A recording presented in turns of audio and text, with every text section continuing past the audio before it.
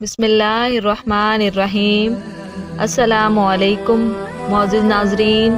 حضرت مریم علیہ السلام کی ولادت کا واقعہ ہم پہلے بیان کر چکے ہیں۔ اب یہاں سے حضرت مریم علیہ السلام کی سن بلوغت اور حضرت عیسیٰ علیہ السلام کی پیدائش کے بارے میں بتائیں گے۔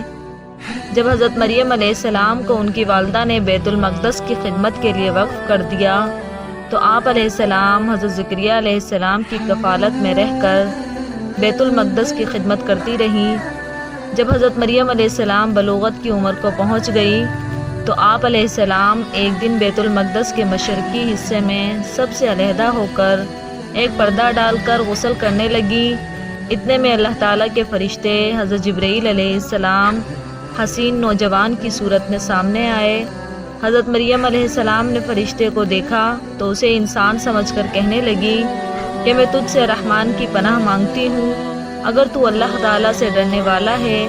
فرشتے نے آپ علیہ السلام کو تسلی دیتے ہوئے کہا، میں آپ کے رب کا قاصد ہوں اور آپ کو یہ خوشخبری دینے کے لیے بھیجا گیا ہوں کہ آپ کو ایک پاک باز بیٹا ملنے والا ہے۔ حضرت مریم علیہ السلام نے تعجب سے کہا، میرے ہاں بیٹا کیسے پیدا ہو سکتا ہے؟ مجھے تو کسی انسان نے شہوت کے ساتھ چھوا ہی نہیں۔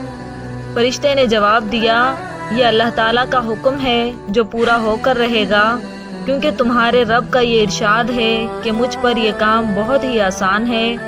یہ کہتے ہوئے حضرت جبرائیل علیہ السلام نے حضرت مریم علیہ السلام کے گریبان میں پھونک ماری اور وہ امید سے یعنی حاملہ ہو گئی۔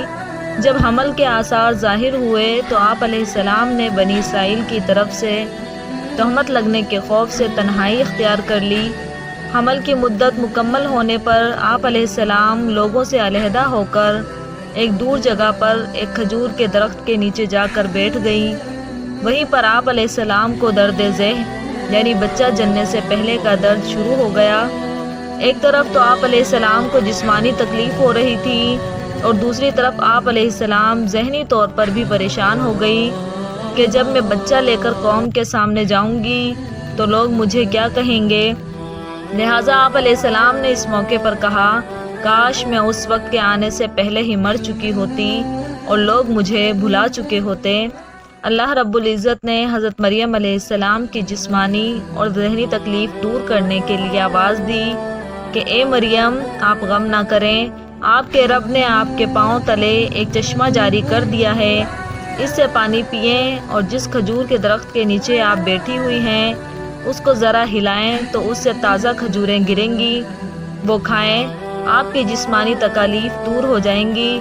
جہاں تک لوگوں کی طرف سے تہمت لگنے کا خوف ہے تو آپ علیہ السلام کو جہاں کہیں انسان نظر آئے تو اس سے بات کرنے کے بجائے صرف یہ کہنا کہ میں نے رحمان یعنی اللہ تعالیٰ کے لیے خاموشی کا روزہ رکھا ہوا ہے، اس لیے اس وقت میں کسی سے بات نہیں کروں گی، فرمان الہی ہے۔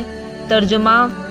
اور اے نبی علیہ السلام اس کتاب میں مریم علیہ السلام کا واقعہ بھی بیان کیجیے جب وہ اپنے گھر والوں سے دور علیحدہ ہو کر مشرقی جانب آئی، پھر لوگوں کی طرف سے اپنے لیے ایک پردہ بنا لیا۔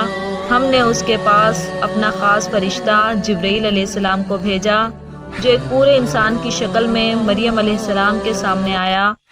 مریم علیہ السلام نے کہا، اگر تم اللہ کا خوف رکھتے ہو تو میں تم سے رحمان کی پناہ مانگتی ہوں۔ اس نے جواب دیا، میں تو اللہ کا بھیجا ہوا قاصد ہوں، اللہ کے حکم سے تمہیں ایک پاکیزہ لڑکے کی خوشخبری دینے آیا ہوں۔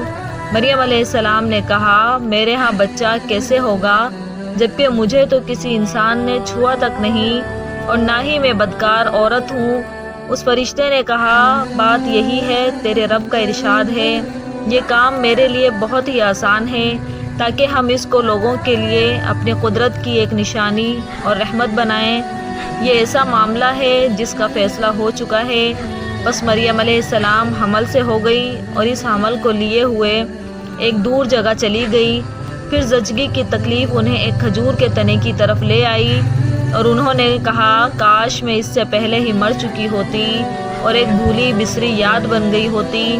اتنے میں فرشتے نے اس سے نیچے سے آواز دی، غم نہ کرو، تمہارے رب نے تمہارے نیچے ایک چشمہ جاری کر دیا ہے اور اس کھجور کے تنے کو پکڑ کر اپنی طرف ہلاؤ، یہ آپ پر تازہ پکی کھجوریں گرائے گا۔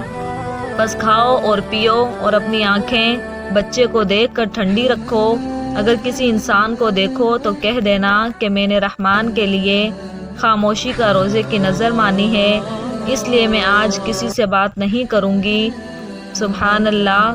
امید کرتی ہوں کہ آج کا واقعہ اچھا لگا ہوگا۔ اگر واقعہ اچھا لگے تو پلیز میرے چینل کو لائک اور سبسکرائب ضرور کیجیے گا۔ ملتے ہیں ایک اور ایمان